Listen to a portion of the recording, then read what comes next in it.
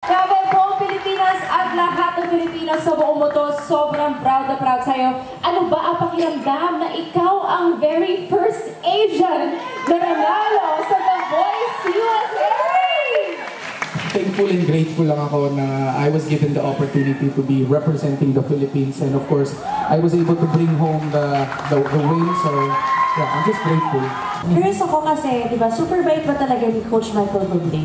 Oh yeah, talagang kumbaga kung may dugong American, meron din dugong Pilipino or dugong Canadian, may dugong Pilipino si Coach Michael. So sobrang bait talaga. Tsaka sobrang love ni mga Pinoy, di ba? Yeah. Sobrang mga-Pinoy. Yeah. Talaga? Alam mo, Sofronio, ang dami mo na rin sanalihan singing contest dito sa Pilipinas, di ba? Curious din ako, ano ang difference ng competition doon tsaka dito? Mas pressure ba doon? Grabe ang pressure, mas nakaka pa. Wow.